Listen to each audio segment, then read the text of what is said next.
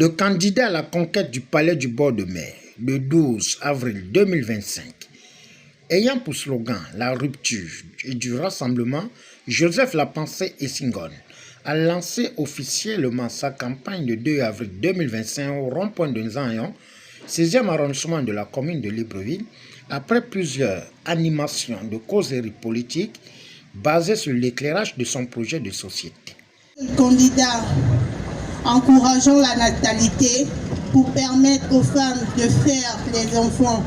Cette politique est accompagnée des mesures d'accompagnement concrètes comme la suspension des frais de consultation à l'hôpital, la prise en charge intégrale par l'État de toutes les dépenses liées au suivi de la grossesse et accouchement, le versement d'une allocation de familles nombreuses.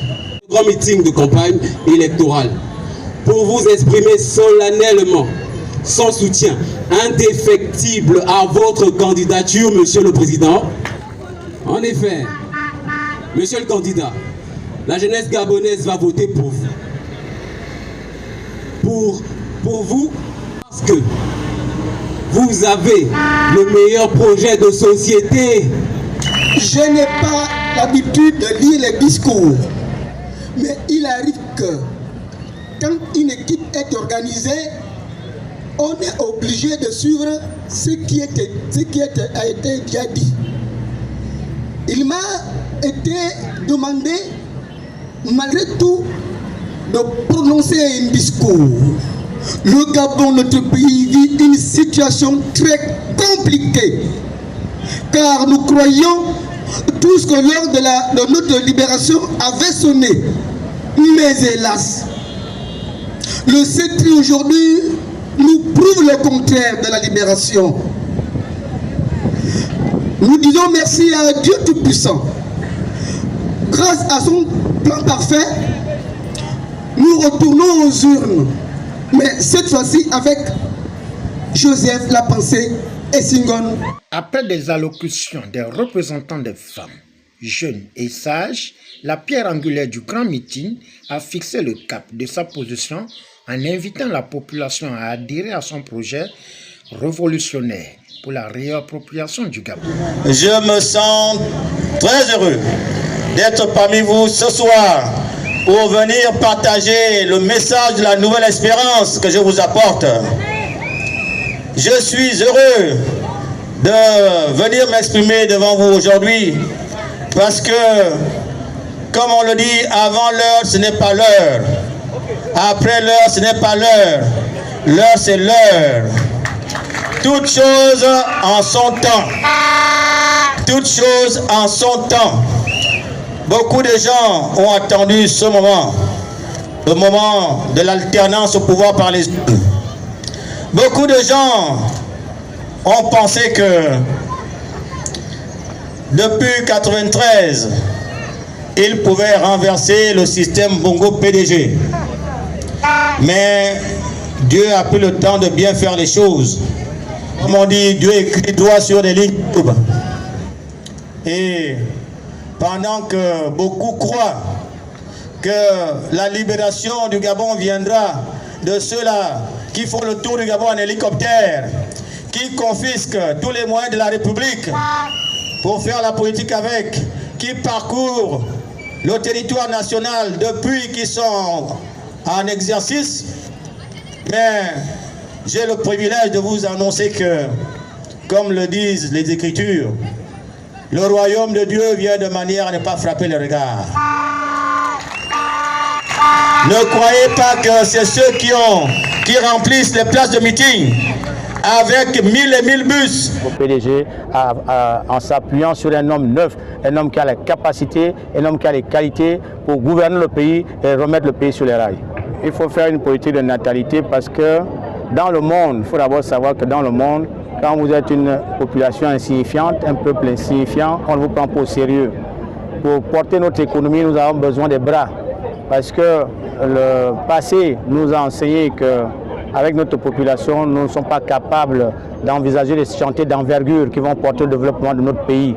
c'est ce que nous avons vécu dans les années 70-80 lorsque le président Bongo a décidé de construire le chemin de fer. Ce chantier était tellement immense qu'on n'avait pas de population. On a dû ouvrir le pays au monde entier. C'est comme ça qu'on a connu les premières vagues des expatriés qui sont rentrés en masse ici. Et si nous mettons le pays sur les rails et que nous engageons des chantiers d'envergure, on aura le même problème. Parce que le Gabon n'est pas un marché. Le Gabon ici, comme la Guinée équatoriale d'ailleurs, puisque moi je prône aussi la fusion de ces deux pays, ne sont plus connus que par le fait que ces deux pays abritent des importantes ressources naturelles. Donc pour quelqu'un qui ne s'intéresse pas aux ressources naturelles, vous lui posez la question où le Gabon ne sait pas. Parce que le Gabon ne compte pas dans le monde, le Gabon n'est pas connu dans le monde. Donc il faudra rattraper le gap, n'est-ce pas, et avoir une population qui nous permette d'avoir un effectif qui puisse nous permettre d'impulser le développement. Ma vision, c'est remettre le Gabon sur les rails. Parce que dans les années 80, ce pays était un des pays dont on était fier en Afrique subsaharienne. Aujourd'hui, il s'est tellement dégradé qu'il n'arrive même plus à assumer la scolarisation de ses enfants. Il dépend maintenant des pays qui ont moins de revenus que lui, ce qui est une honte. Il n'y a pas de raison que, comme je le disais tout à l'heure, pour que les enfants gabonais fassent des études, ils sont obligés d'aller au Togo, au Bénin, au Sénégal. Qu'est-ce que ces pays font de plus que nous ne pouvons pas faire? Donc vous voyez que notre pays s'est considérablement dégradé. Lorsque nous étions enfants, un jeune Gabonais, quand il finissait l'université, il allait en Europe. Aujourd'hui, on ne va plus en Europe, on va maintenant en Afrique de l'Ouest.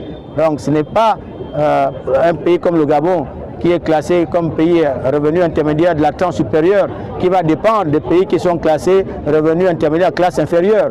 Non, il faut remettre les choses à l'état parce que le système Bongo PDG a renversé les valeurs et ça détruit notre pays.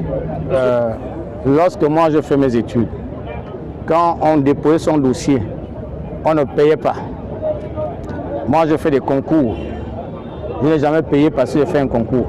Les gens qui organisent le concours sont des fonctionnaires, c'est leur travail. Et l'argent qui raquette comme ça là, ne va même pas au trésor, c'est pour construire leur maison. Donc quand j'arrive, j'enlève tout ça, je remets les choses comme elles fonctionnaient correctement avant. Donc la vraie question, c'est lutter contre le chômage en faisant sauter les gels inutiles des effectifs de la fonction publique. On ne peut pas dire que nos jeunes qui ont fait des études de lettres modernes ou d'anglais ou d'espagnol ont été mal formés alors que dans les lycées, il manque des professeurs d'anglais, il manque des professeurs de français, il manque des professeurs d'espagnol. Alors il y a un besoin qui est là, il y a des gens qui peuvent satisfaire le besoin, mais on laisse le besoin sans satisfaction et on laisse les enfants au chômage inutilement. Merci. Avec moi, tout cela, ça va disparaître. Merci, monsieur. Face à l'ambiance de la campagne, le natif de Ndjolé, patriote engagé pour la défense des droits humains, ne compte pas porter les bretelles de la configuration dans cette grande messe du 12 avril 2025. Nous notons que le candidat Joseph Lapensée Essingon et son équipe feront le grand Libreville et l'intérieur du pays. Essingon, le 12 avril, nous n'allons pas nous tromper. La jeunesse, le 12 avril, c'est la pensée. La pensée? Très bien.